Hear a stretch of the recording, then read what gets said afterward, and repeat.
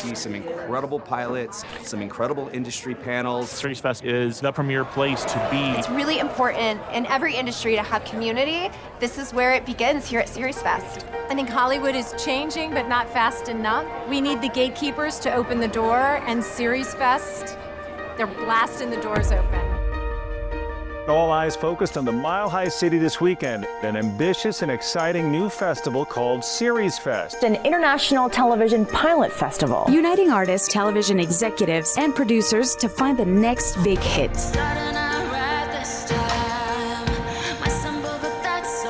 Finally, there's an independent avenue for people who want to just go into the TV business.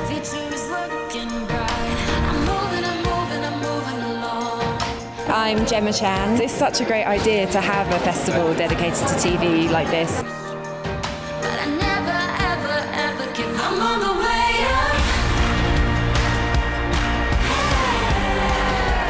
First, we're going to kick it off with our third annual Pitch-a-thon. I love that you have pitch sessions here because that is the one thing they don't teach you in film school, they don't teach you in college, and it turns out to be probably the most important function of creating a show and getting it on the air.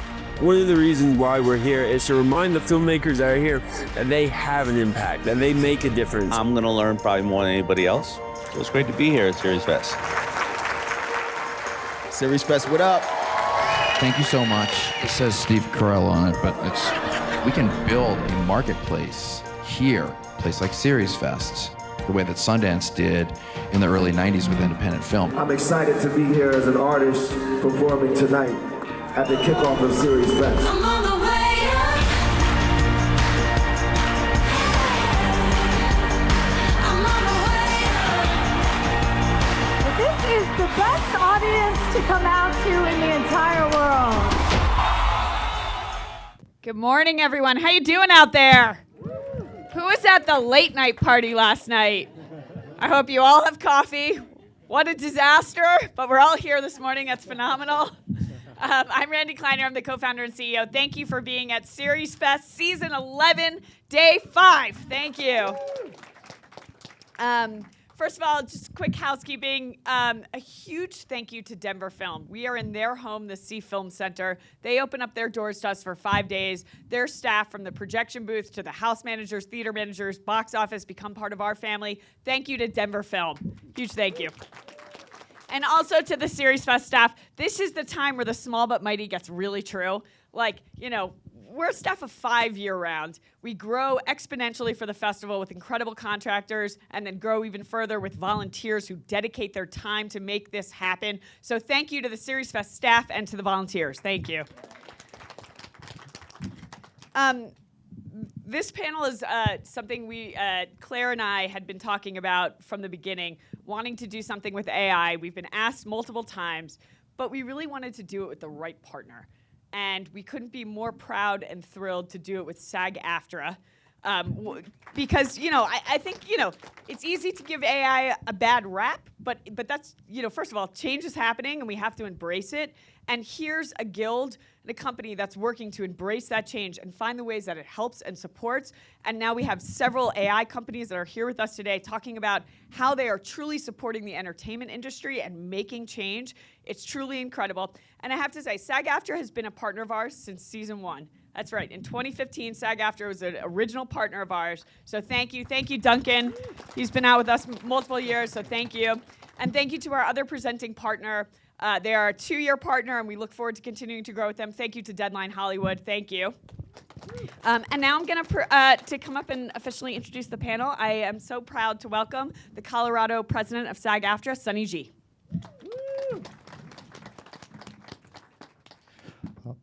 Good morning, everybody. So I'm Sunny G. I'm the president of SAG-AFTRA's Colorado Local, which represents performers, broadcasters, journalists, and media professionals here in Colorado and also in Wyoming.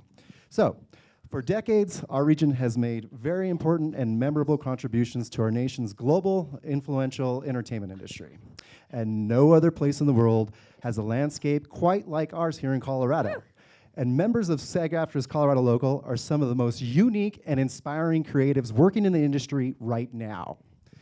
This is why addressing the rise of AI is a top concern not only for me, my colleagues, and my union. And yes, We want to ensure we continue to have livelihoods in the years ahead, in the future. But as folks who also genuinely love films and watching series, we want the industry to continue offering us what we want. Authentic, engaging artistry, the type that only human performers and real locations can deliver. I'm sure many of you guys feel the same way. So what's in store today, and what's in store for the future for not only audiences, but for creatives in digital replicas in the age of? Well, the next people are going to be given their insights, and you'll be able to hear from the man responsible for introducing the first ever AI protections into performers' contracts, SAG-AFTRA's National Executive Director, Duncan Crabtree-Ireland.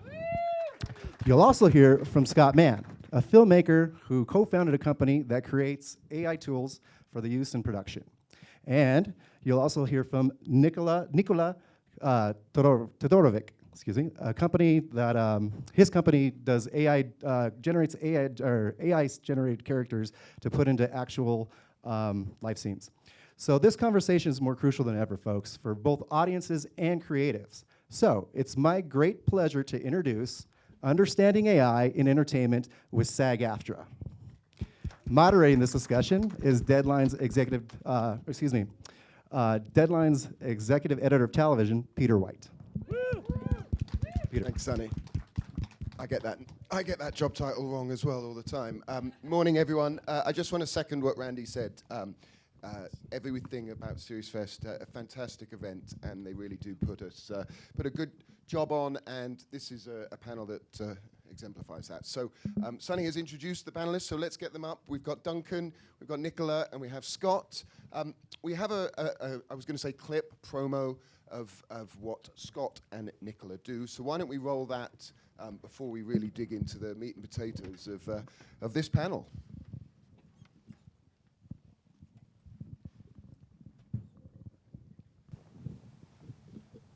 Great.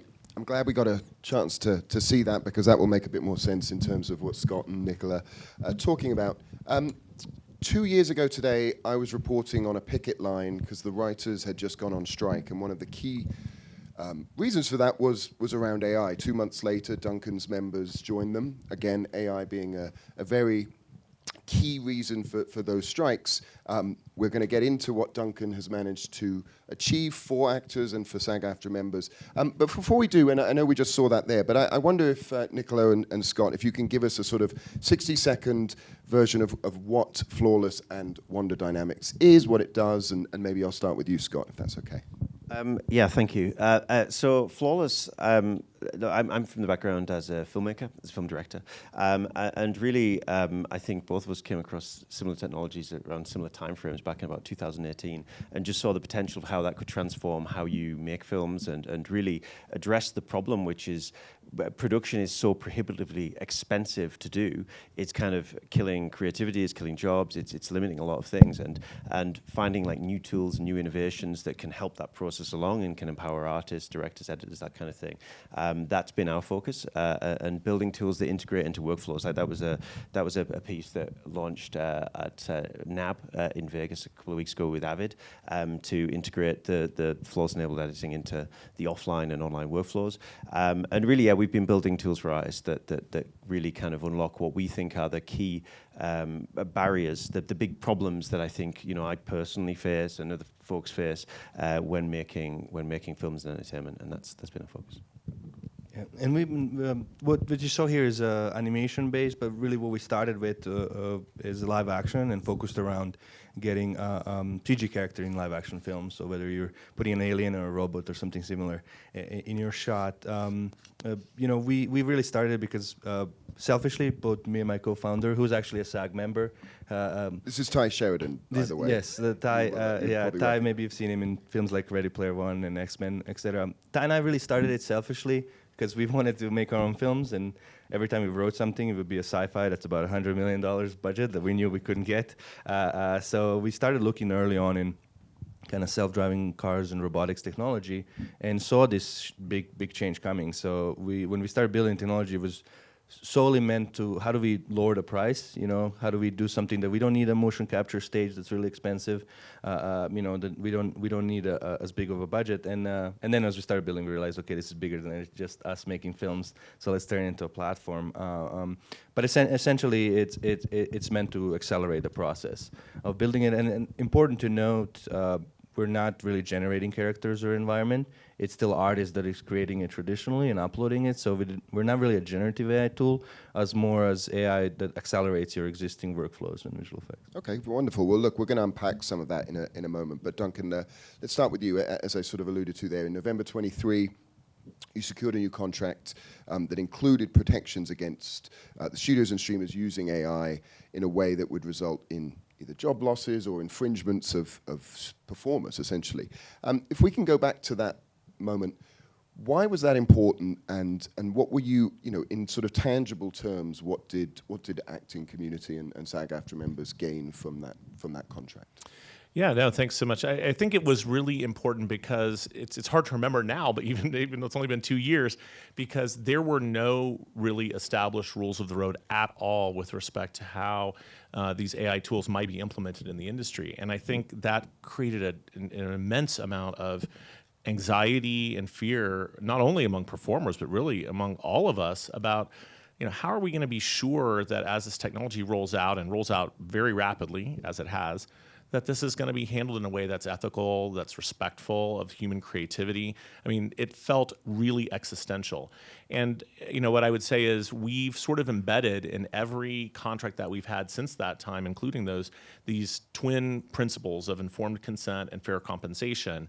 And while that may look a little bit different depending on what facet of the industry it is, you know, we now have it in our new advertising, our commercials contracts that we just announced this past week. We also have it in our contracts with the major record labels, with the studios, the streamers, animation agreements, and others. By the way, I should note we're still on strike right now and have been for almost 10 months against the video game companies over this exact issue.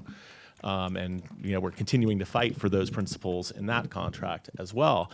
But I think we really feel like that's like the baseline.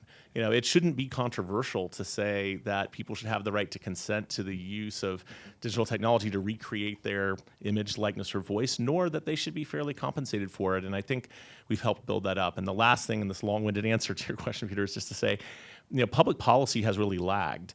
And, you know, I've often said to people, you know, collective bargaining, at least for now, has proved to be the fastest way to put some kind of reasonable, realistic guardrails in place. Because if you look at it, I mean, we've got some legislation in California, New York, Illinois, Tennessee. We are pushing really hard on a federal bill regarding deepfakes right now, the No Fakes Act. It's a really important piece of legislation. I hope everyone will inform themselves about it, and it's got a broad coalition of support. But you know, if we would have just assumed that public policy was going to handle this issue, our members would be out there completely unprotected, and I think that would have been, in the long run, very harmful, not only to our members, but to the whole industry. So that's sort of why it was important to us. It doesn't seem that controversial that an actor should be allowed to get the choice if they want to appear in something, or if they do appear in something, they should get paid for it, right?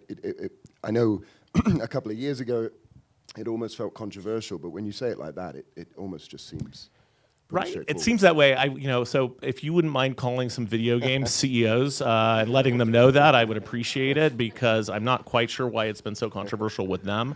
But yeah, I mean, I think we are developing a consensus around this concept. And by the way, not only for actors. I mean, that's what this federal law is meant to be about, is give all of us control of that. Because so many people, when I talk to just people in the public, they think they have the right to control someone's use of their face, their voice, their body, but you actually don't really have that right. Some states have laws where in certain circumstances you have that right, but there is not a well-established intellectual property right in your own persona. And to me, clearly with the technology that now exists, that has to change, and it should be something all of us should be behind. And because you've called AI both a tool and a threat, and can you unpack that a bit? Because on the one hand, and we'll get into, because this sort of plays into what Scott and Nikola do, there are opportunities where this could be great for your members, but then there are also potentials for it to be bad.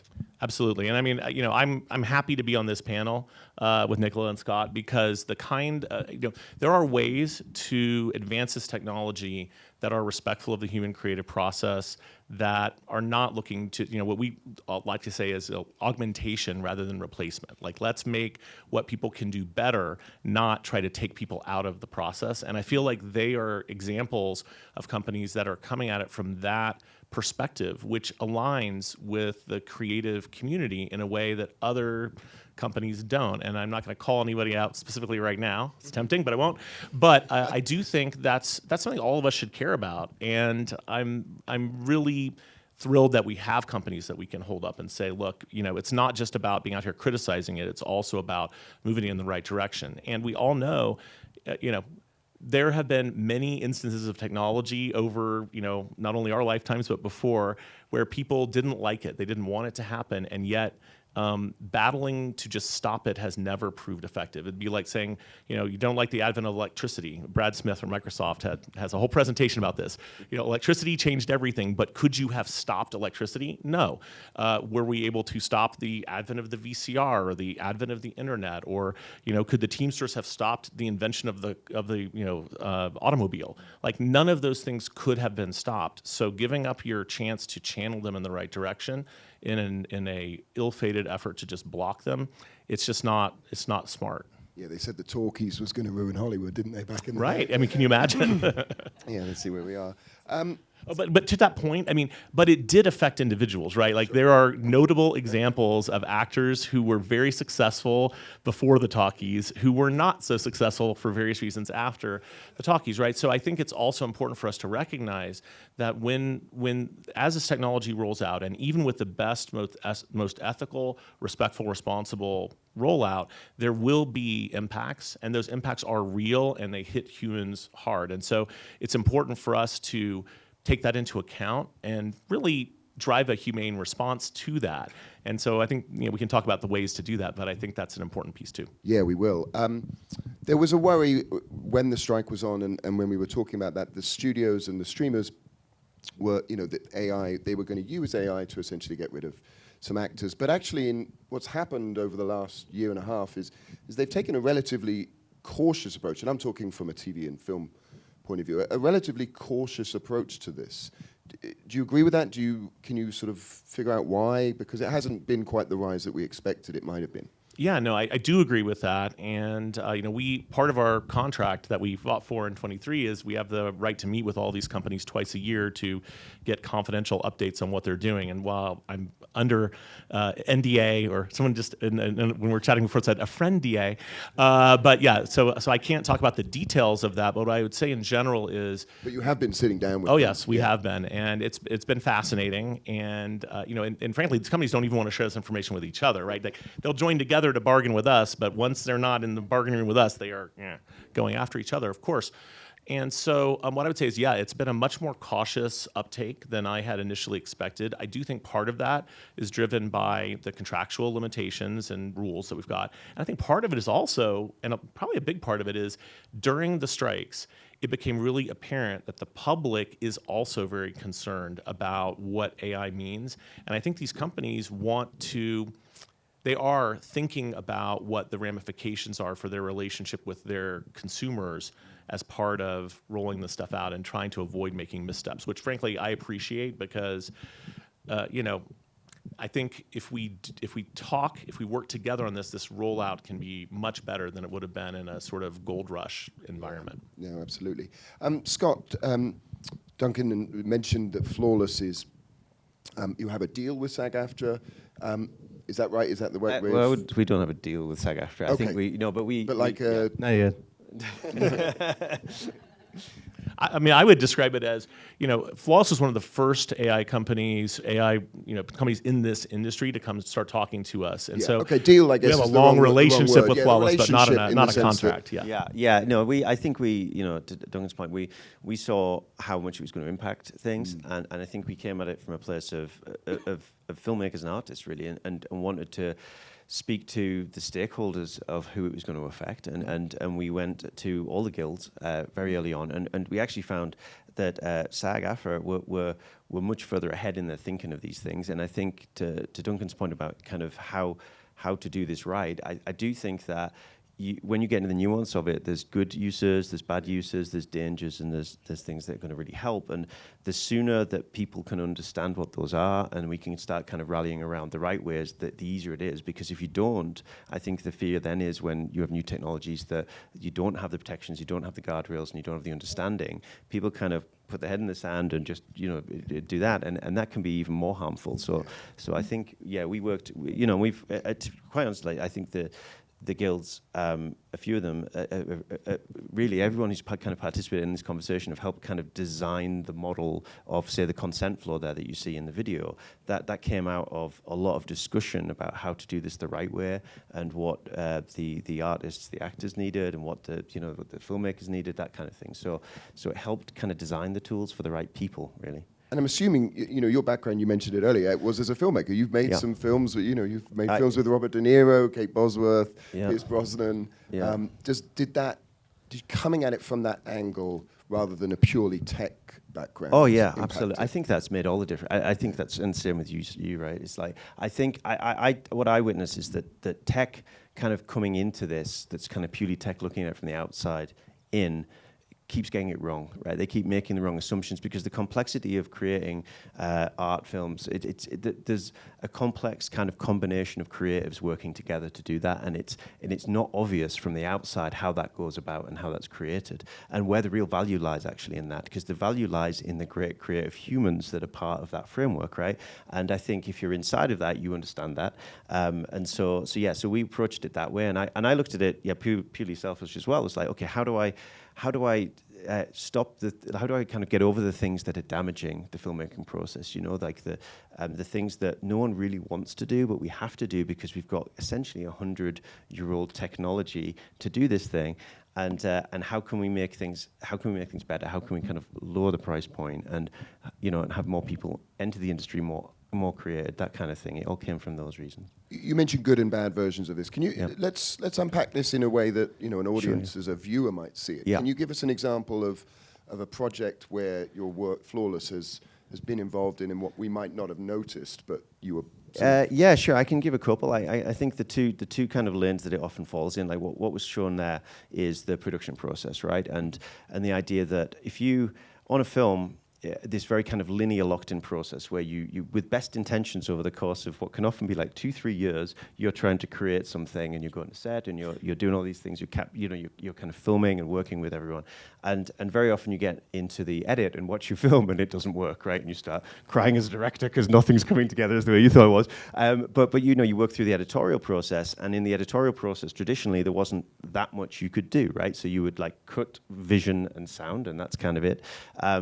But and then what would happen often is you'd go back and then you'd do massive reshoots. In some cases with big studios, right? Huge expense to go back and reshoot it and iterate the film into kind of its finished position like that. So you've got this hugely costly process that's going on there. Whereas the tools that you see there, where you're able to actually like utilize and make more with the footage you have, and kind of not necessarily go back to set to reshoot. Like the first one was on my own film actually. I had a film Fall. And it was an independent film that had been put together and was about to be sold to Lionsgate. And Lionsgate, to release it, wanted it to be a PG-13, but there was 35 fucks. Yeah. So there's 35 fucks. And anyone who might know this, like a PG-13, you're only allowed one fuck. So we had to get rid of 34 of them. And we looked at reshooting, but anyone who might have seen the movie, it's two actors who are sat on a small platform 2,000 feet up. There's not many places you can cut to. So for a couple of those, we could cut around it and traditionally kind of try and replace it. But we really had to go and reshoot it. But then when we looked at reshooting it and going back up the mountain and doing all this stuff and doing it that way, it was going to cost over $1 million to do that, and we just couldn't afford it. We didn't have the time to do it. And we were building out this technology. It was very kind of bootstrapped at the time. And someone suggested, why don't you use it to do this and use it as a case study and replace those words, have the actors come in, they recorded the new lines, and then we put it through the system and we generated fricks and you know, motherfuckers went to sons of bitches, and there was all kinds of things in there, and made it kid friendly, and that then secured theatrical domestic release, and it went on to do really well, and it spawned like 2 sequels as a movie. So as a use case example, like selfishly as my own, that one is kind of where it started. And I think the other one that I'll point to is when we first kind of went about this technology, we were looking at how to. It was really actually about distribution of movies in terms of when movies play in foreign markets. People are not quite, I think, until you kind of get into it, you don't realize the damage done there. The dubbing damage or the subtitle damage, right? Because people have views on this stuff. But as a filmmaker, you know, having people not, like, say, read the bottom of the screen in subtitles, even though that arguably is the best way to watch a foreign film up till now, it's really taking your eye off what the filmmakers and what the actors really intended, which is to look at the faces and absorb into the story and everything that goes on in the filmmaking you know, art, and so to fix that problem was a focus, and being able to visually translate a film so it looks like all the actors are performing in English has been a journey to achieve. And the first film actually that will ever be released like that in cinemas comes out next Friday. So Watch the Skies is coming out next Friday. First theatrical release that will see this. It was originally Swedish language, and it's used that process to do that, and that's, yeah, it's quite exciting. Oh, that's great. I love the idea that replacing folks with sons of bitches makes it kid friendly. Yeah, absolutely. Nikola, similarly, you mentioned there you and Ty, obviously he's an actor and you were a filmmaker. Was that coming from a similar place to Scott in the sense of why you wanted to do this, what you wanted to achieve? Yeah, I was a VFX artist and then a supervisor, and I was always frustrated. I've been in a lot of projects where you're kind of repeating that monotone, not creative work. A lot of artists are very frustrated with that. You spend a lot of time doing things over and over again that doesn't really have creative choices, and that piles up. It piles up quite a bit. But really what drove us was just kind of desire. I was always, you know, I come from a really small country in Eastern Europe. I was born in Bosnia, and it took me a long time to move to US. I was always frustrated how hard it is to break into our industry. That's what excited me about AI. I think we're at this point in the industry where we need to bring the cost down to be able to make films. I was just mentioning earlier, it's been the hardest to get indie films greenlit and get funding ever in history. So I think the consequence of that is kind of changing landscape. So for us, really, you know, we started it because we saw this need of how do we speed up the certain process? Because even down to the hardware, you know, if you look at films like Avatar, they're so expensive because you need these huge mock-up stages, you need these suits, and then you obviously the process of not just animation, but lighting, compositing, everything that comes on and putting these CG characters is extremely expensive. So that's really what we went to accelerate on a point of. And we, you know, when we launched, we saw kind of, you know, we had about 500,000 people sign up for the platform, and a lot of people wrote to us and said, hey, we're a small studio, you know, out of Sweden or out of Nigeria. We really had a kind of global impact, and they all wrote to us, said, like, we have 8 people, we could have never made this project, but now we can do it thanks to that. So we really saw this influence of, and a need of an industry for that. In much the same way that Scott was talking about Watch the Skies and Fall, can you give us some sort of tangible examples of Wonder Dynamics work that we might see or have seen? Yeah, so we kind of go in 3 verticals that we see, kind of film and television being the main one, advertising, and then gaming as one of the uses. You know, from kind of episodical, one of the recent one that's there's this studio called Boxel Studio that did the show Superman and Lois, and they did a bit of, you know, we're really focused on CG characters that don't exist in real world. So we purposely stayed away from humans. Obviously, you know, Ty's an actor, and we were very cautious, and it's some of those things that you have to, we were not in a, you know, kind of desire to replace actors with non-existing actors. That's what a lot of AI video we're seeing. Like most of the text video you're seeing is like people that don't exist in real world. I hope we don't go down that route that we're just watching TV shows and films with people that don't exist, right? That would be sad. So that's one kind of where they used it in a way of accelerating, you know, kind of animator will film themselves just with a webcam, do a certain animation, and that would bring them about 60, 70% there. Our bet was that even early days, we saw this huge hype of AI, and it still exists. If you go on Twitter and LinkedIn, don't trust it, because they'll promise you that it's going to be one click of a button, you're going to get your final shot. We know that's not reality, right? So we build it in a way of like, can I get AI to just give me all the data I need? And if it gets me 60% there, then as an artist, I'll go in and tweak it in a software I'm used to working on, where I can control it. Because most AI right now is a black box. You kind of get you prompt something, it's kind of a slot machine. Maybe you'll get something good or not. So we purposely agreed and went that way. We had big brands on the ads as well, and we did before we launched, we did a Russo brothers. A really big film that just recently got released, and that was great because Which film was it? I can't talk about it yet, unfortunately, because this guy's a really good negotiator, so all the studios are scared to publicly talk about it. But that is the consequence of people put all AI tools in one bucket of AI, right? So they don't understand what's generated, what's just kind of, as you said, augment that. So this is the going back to the point of tool versus threat. Right? Yeah, exactly. And so for us, it was, we actually, for this film, we had artists that pretty much we went to the artists and said, hey, you tell us what data you need out of the system. Because basically what our system does is just takes your plate and, tracks your body, tracks your facial performance. So it's an actor performing as that CG character, and then obviously estimating camera track, lighting, all the stuff you need, and then gives you all that data. So we really kind of, as we were building our tools, we were going to artists to ask them like, hey, what would you like for this to come out as a data, for you to push your shot? Yeah, what were the filmmakers saying to you? What was the... Yeah, we shaped the product. They were all saying like, this is great, the video you get out of it, like you saw here, that's post-vis at best. It's really, they all just wanted their animation data. They want their camera tracks. They want their lighting data. They wanted to have full control. They didn't want just AI to generate that plate. They wanted to have the data so they can manipulate and work. Because as Scott mentioned, there's this misconception that, our process is like, I'm going to get something and the director's going to say, this is great, lock it in. No, it never works like that. You're going to get 20 passes and notes, and then they're going to change their mind and say, actually, change like this light, move it a little bit, or move the camera an inch here, right? So you need that full control, and no AI tools right now give you that full control, especially generative AI. It's just not there yet. It will get there.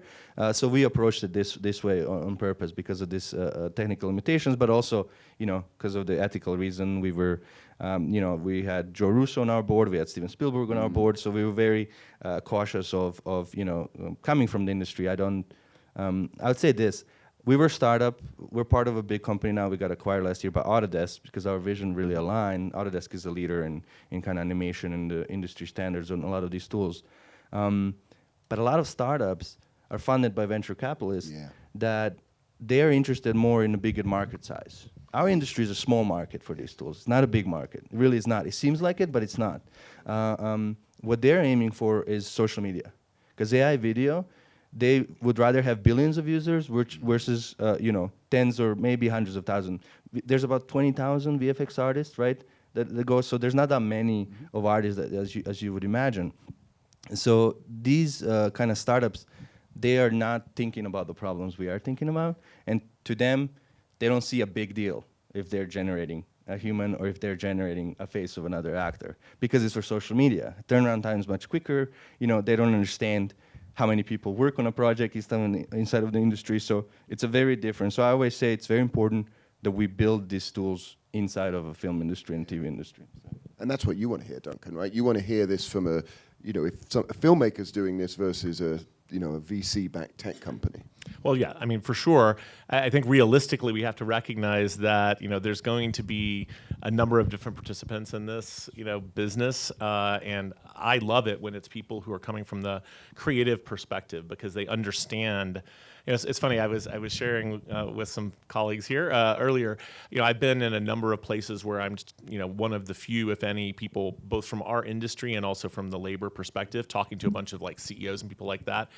And the sort of exuberance about what we can do is, you can see it's not so much malicious. It's just like they're so excited that they've been able to accomplish this thing. And somebody has to say to them, okay, so now think about the impact of the thing that you have now made it possible to do. And should we do it? Or should you do it a different way? Or, I think it's really important that we have those conversations. And folks who understand the creative process and how it all fits together, I think are in a better place to do that. Yeah, I'm assuming Ty is a SAG-AFTRA member, so... He is, yeah. So we were very close to that. Have you, speaking to your members over the last 18 months since you got those protections in place, have you seen positive interactions on AI? Have some of your members come, anecdotally sort of said to you, hey, this has worked out well for me? Yeah, I mean, definitely. We have members who are interested in their own use of AI tools to explore ideas. We have a lot of members who create their own content or who are part of a creation process, and they want to have the ability to use those tools. There are the possibility of using tools to help make certain parts of their job work better, such as having some, instead of having to find someone to read lines with them if they want to practice, there's AI tools that can do that.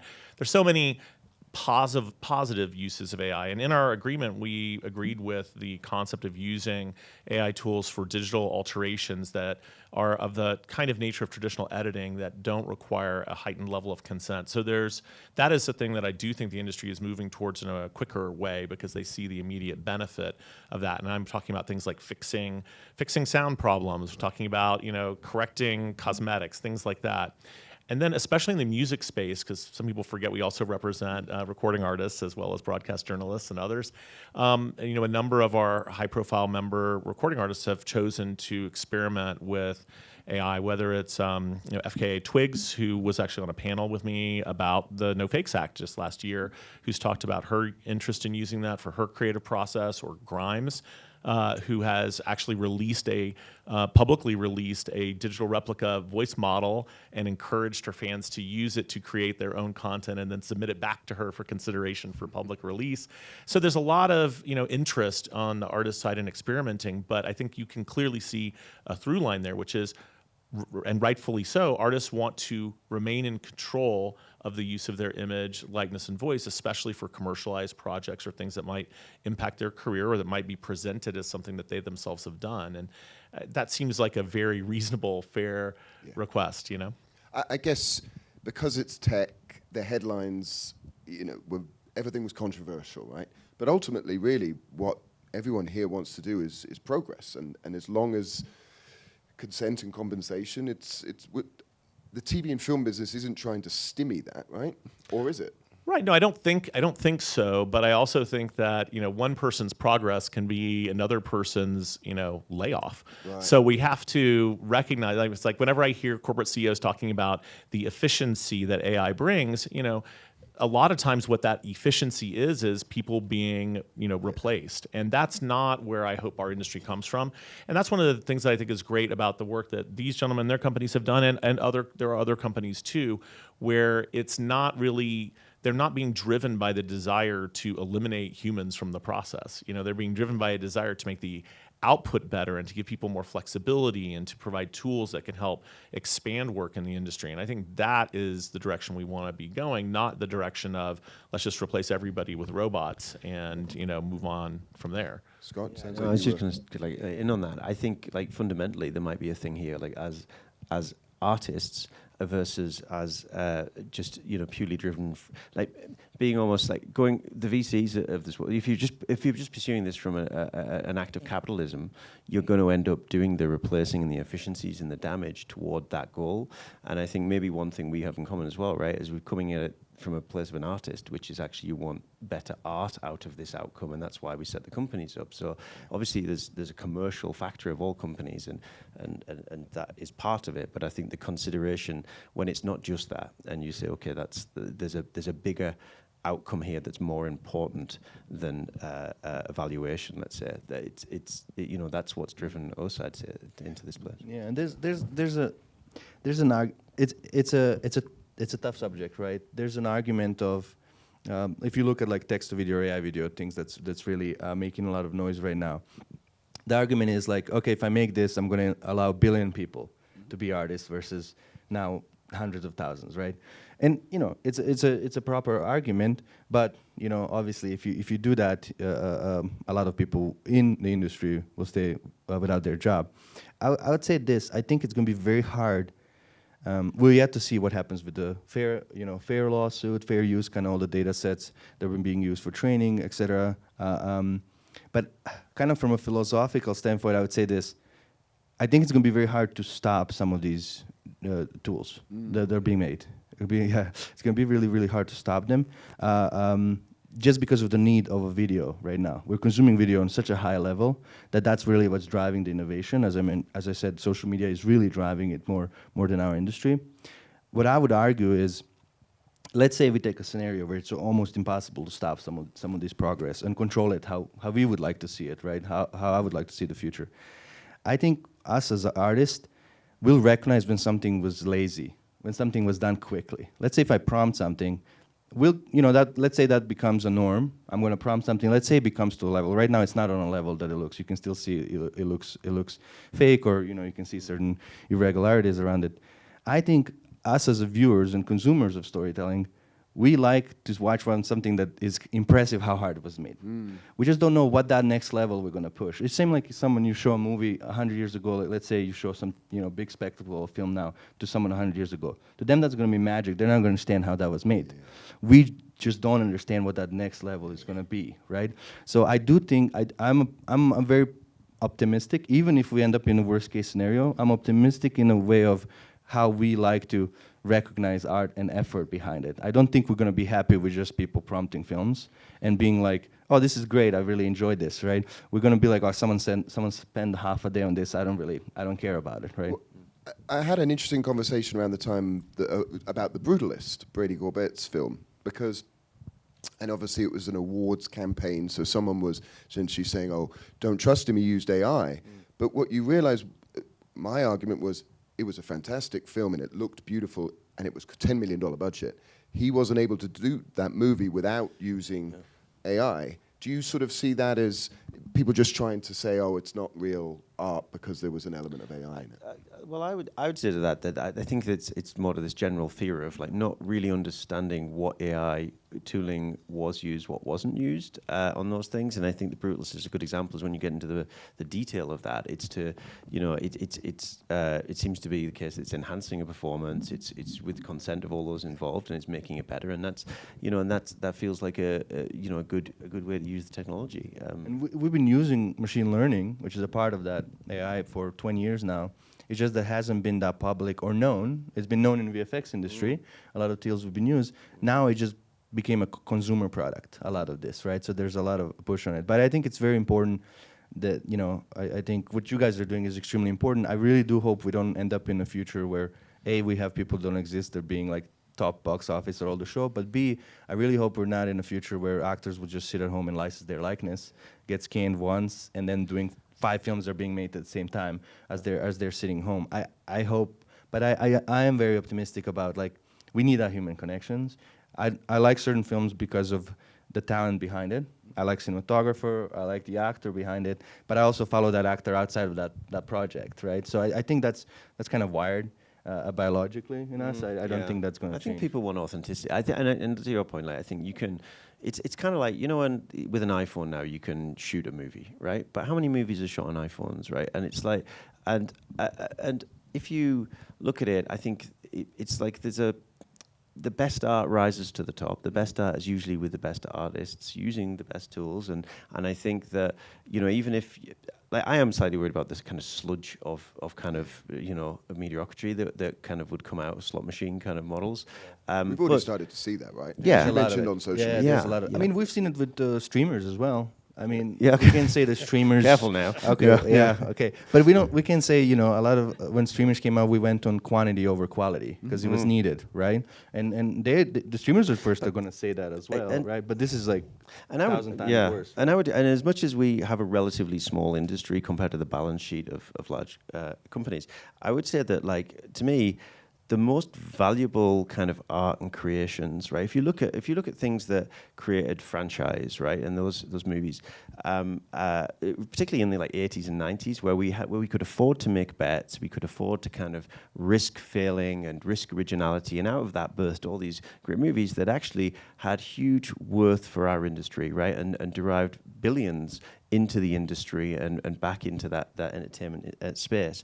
that's really good for the economy. It's really good for the industry. Like, more of that is great, and that's high value. Whereas the low value stuff, when it's direct to consumer and the motivation is not about rights and recruitment but clicks and users, it's a different industry there. So I think there's huge value to be had if you were able to protect the things that need to be protected and then license it properly. It's going to be good for a lot of people. Yeah, I'm going to get my AI version to moderate this panel next year. No, so you can do two at once. No, but I mean, let's not. No, Peter, no. I think that, but we also have to recognize that not everything is going to be a hit, and this business is not only about things that are massive successes. You know, like it doesn't have to be the biggest hit in the world for it to be valuable, for it to be good. I mean, there are lots of good things, really good things, that have not, for whatever reason, didn't become the most financially successful thing. But, you know, as I've talked about with some of the streaming service folks, you know, streaming services are not built only on hits. There's also a whole library there. And I do think there are certain things that resonate with certain communities that may not be, you know, it may not resonate with everybody, but there's really important work that's done that that delivers something special, and that's okay. And hopefully that will continue. Yeah. I want to ask you about the No Fakes Act. You brought it up earlier. It's currently in Congress.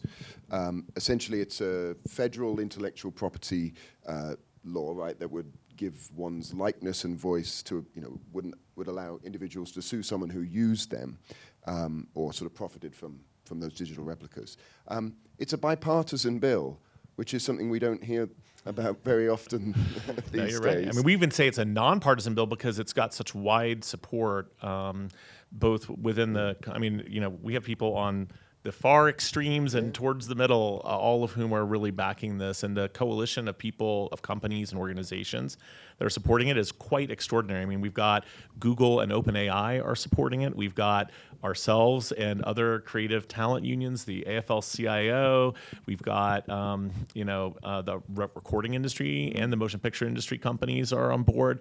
There's just like a very wide swath of people and more to come, like across the spectrum. So it's very encouraging that something might happen. And, you know, just this past week, Congress passed the Take It Down Act, which is a more focused version of this that's specific to non-consensual intimate imagery, otherwise known as like revenge porn and sexual like deep fakes.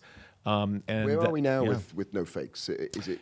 So it's been reintroduced. It didn't get done last year for reasons that probably everyone can imagine.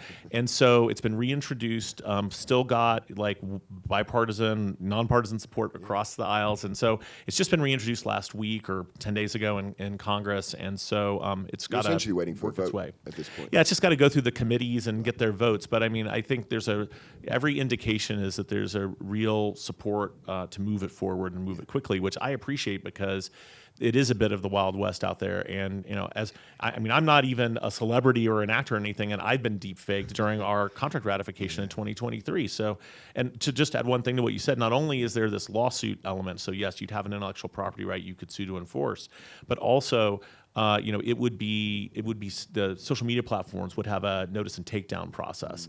And I think that's really important too, because it's not, yes, you want to have the ability to sue and enforce your rights, but more important than that, I can say this from personal experience, you want to be able to get them to take this stuff down so that if someone's putting words in your mouth or having you do something that's highly offensive to you, there's a remedy and it can be dealt with in a timely manner, not just a lawsuit. Yeah, talking of your own experience, so because there was no law when that happened to you, you weren't able to get anyone to take it down or sue them, but if this law passes, that will... I mean, eventually it did get taken down, but the only reason it got taken down is because it was a violation of Instagram's terms of service, right? Which is entirely Instagram's choice what's in their terms of service, right? And so they can take whatever time they want to decide, and and they could have decided it wasn't a violation, it would have stayed up. So I did get lucky. I think it was like 3 or 4 days later it got taken down, but in the meanwhile there were tens of thousands of views, and we were in the middle of a member voting process on this contract, and everyone's going like, why is Duncan saying this contract is horrible and we should all vote against it? it. I don't think anyone believed it, though, right? Well, Or did they? you'd be surprised. I started, it came out on a Sunday, and it was one of the few days I was home during that whole process. And I was literally sitting on my couch at home, and I was looking at Instagram, and I saw myself, and I was like, what is this? What the frick is this, to use a flawless thing? And then literally within minutes, I started getting like texts and messages from people going, what are you doing? Like, what is this? And of course, I'm like, no, it's not me. Yes, if you like really scrutinized it, you could see that it was kind of But if you think about how you consume social media, mostly you're just like looking at a video and you're just like, oh, okay, that's what that is. You're not like looking at it with the critical eye. And in the caption, it did say that it was a deep fake, like it was buried in the caption. But I mean, most people don't look at the captions. People don't. I mean, especially if you have to tap more to see it. Like probably 5% of people saw that was tagged there. And I'm assuming the person. I still don't know who did it. I'm assuming the person who did it put that there as thinking that was going to be a protection against if I was like wanting to sue them or something. But the bottom line is, I mean, that's just one example of so many ways that this stuff can be used. And people say First Amendment, and look, I mean, my members live off of the First Amendment. I'm a huge proponent of the First Amendment. But I think what people forget is the First Amendment also means that someone cannot make it look like I'm saying something I don't want to say. Like my freedom to say what I want to say it's just as important that I am not forced against my will to say something I don't want to say. And so that's part of this equation also. Because of the bipartisan support, really what you're hoping is that President Trump doesn't veto it, right? Right. I think I hope and I believe President Trump will sign it. I mean, I think that with the coalition of people that are backing it, I think that's right. And I also think he himself has probably experienced this same problem, which is what message does it send when someone can create a realistic, false version of you saying things, that you don't agree with. Now, I may or may not agree with what he says, but I'm sure he wants people to know whether it's him saying what he says. And I think that's true for all of us. So I do think this is something that really resonates with everyone, and I'm very optimistic that that will make its way through the process and become law soon. I'm laughing because he literally posted a picture of himself as the Pope over the last 24 hours. So well, there is that, but I mean, anyway, we don't need to get into it. But I will just say there is an exception for parody and satire in this law. So we're not looking to shut down people's ability to have a sense of humor. No, the Daily Show will be whatever. fine. But what do you guys think, Nikola, about the No Fakes Act? Does it have any impact on your business? Is it good? Is it bad? It doesn't impact us much. Yeah, I think it's really good. It's necessary. It's very dangerous, not just from our industry, but from political standpoint. Right? You can start a world war with someone seeing it. For us, it doesn't, because we're not focused on humans. We're more focused on CG characters, so we don't really use that technology as much. Same for you, Scott. Yeah. I'd say with us, I think it's incredibly important. It absolutely is correct to that, and I think a lot of the consent kind of flaws, they essentially are kind of what that idea is built around, right? But I think it's needed. I'm going to see if there's any audience questions in a second, but while you're thinking about that, Duncan, last one on this, obviously. It feels like yesterday that you signed that contract, but that contract expires in just over a year. Yes, it does. We'll be starting our preparations for that negotiation this fall, as a matter of fact. Do you think AI will be an important part of those conversations? Oh, I think so. I mean, obviously, I never prejudge it because our members, we're a member-driven organization. Our members decide what our priorities are going to be. But, there are things that, we didn't get everything that I would have wanted or that they would have wanted in that negotiation. And this is evolving over time. I mean, in the commercials contract deal we just got, we achieved for the first time a contractual limitation on the use of our members' work for training AI systems. That's not something we have been able to achieve in any prior contract until just now. So this is an evolving situation. And that means they get paid for that if they... That means that that commercial advertisers or advertising agencies have to come to SAG-AFTRA and get our agreement, our permission, before they can authorize any third parties to use that material to train any AI system. So you'd like that in future contracts? Yeah, we would have liked to have had that in the TV theatrical agreement. We weren't able to achieve that despite being on strike for over 4 months. But I think now, as this industry evolves, as the use of the technology evolves, and as our contracts evolve, we may be able to make progress in areas where everyone was just too frankly, scared to reach agreement before, and we really want to see that. So there is a lot to improve upon, even though those guardrails and guidelines have become so important, and I think they've served our members very well. But we're always in the mood of improving our contracts every I cycle. hope it's a slightly smoother process. I hope so too. Next year. A question just there. So, hi guys, my name is Patrick Hampton. I own the patent for using AI for narrative development. I have the algorithm as of last month using quotient dynamics, which is kind of using an older math right now. But I really want to talk about deepfakes and the idea of just continuity. Looking at the AGI diffusion plan by the United States government, there's a lack of public policy to protect the individual. How are we going to get the right voices in the rooms to talk to the right people and to talk about the technology?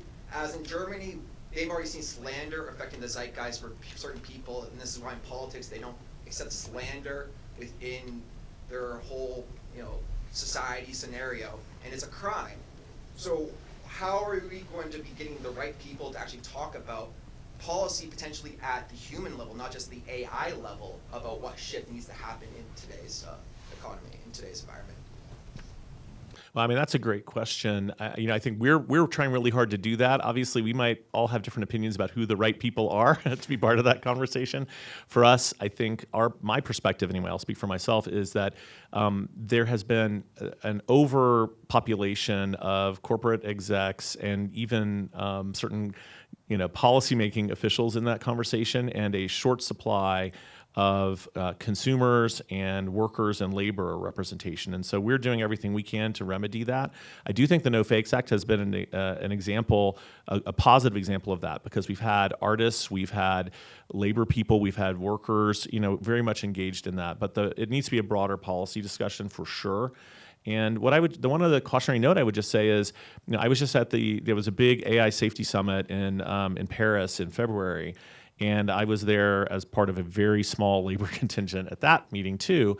And one of the things that is troubling is, Europe began as sort of a forefront of finding a balance between these things. And I think due to changes in the US approach to AI, now there's a fear that Europe is going to lose out on AI development and technology. And so I've noticed a sort of retrenchment or a pullback on the willingness of the European countries and the EU in general to continue pushing on that front in the way they were, because they don't want to lose that work or that development to AI, to the US or other countries. So I am concerned, and I hope all of us who are concerned about that will continue to express our strong support for the idea of finding a public policy balance. I'm not saying prohibit AI, I'm not saying stop AI development or anything like that, but there does need to be a balance there, and government should be part of that. Well, just to add on to it, a big thing that we have to remember is AGI is potentially the biggest gold rush of our lifetime, and that is one thing why that summit was a huge situation. And to add on to the video game comment, the issue is coming down to the copyright of the code, more than the performers' rights too. So that's an industry issue wholesomely, in my opinion. Well, yeah, and I mean, I think clearly there's an issue with respect to copyright and the use of AI tools to generate material, and whether it should be registered or copyright should be protected in it. From my point of view, though, what you had said earlier about there should be a general consensus that people's, if they're going to be used in a project, that they should have the right to consent to the use of their image, voice, likeness, performance in that way. And I agree with that. And I think there is that developing consensus. But I have to tell you, as of today, that consensus is not reflected in what we've been able to achieve with the video game companies. And the video game companies are continuing to insist that some performers' work should not be covered by informed consent principles. And that's why that strike has dragged on for so long. So, we're continuing to push on this. We're going to try to find a pathway that can bring everyone together, but it's very hard when a sort of core principle like that is being pushed back on, because that's not really something you can compromise. Being asked to wrap up, but you asked a fantastic question yesterday, so I'm going to see if we can get a quick one in for you. No pressure. No pressure. I'm wondering, in the training of AI, and I really love that you mentioned this, that SAG-AFTRA is working to prohibit the work of artists. to train AI. We produce a lot of content for nonprofits, and I'm wondering, what's the time span? Is the content we produced 10 years ago grandfathered in? That's a great question. And let me just say, I'm not necessarily working to prohibit it. I'm working to ensure that it's only done with consent, because I recognize that AI systems need content on which to be trained. So I'm not saying that should never happen, but you should have some rights about that. What I would also say is we're working hard to do what we can in our contracts, but our contracts can only go so far. And the real issue here is going to be determined by the outcome of the litigation that's going on over whether that training is fair use. Because if the courts ultimately decide that it is fair use and that there's no need for any permission or compensation for that, that is going to make it very difficult, if not impossible, to put any kind of limitations on training. So we are equally focusing on the output side, but yeah, I mean that's why it's been so hard, and that's frankly, from my point of view, that's why we weren't able to get the studios or streamers to agree to that limitation, because they said, and they weren't wrong in saying this, if the courts let just anybody scrape the internet and take that content and use it to train an AI system, how can you expect us to fight a battle, a competitive battle as a business, with other people with one hand tied behind our back because you've contractually limited us about training, but any random person can just go out there and take our stuff that's publicly available and use it without permission. So that decision, the way the courts come out on that, is going to be absolutely crucial to how we all move forward with respect to training of AI systems. Well, look, this is just the start of this, right, as we've discussed. So please give it up for Duncan, Nikola, and Scott.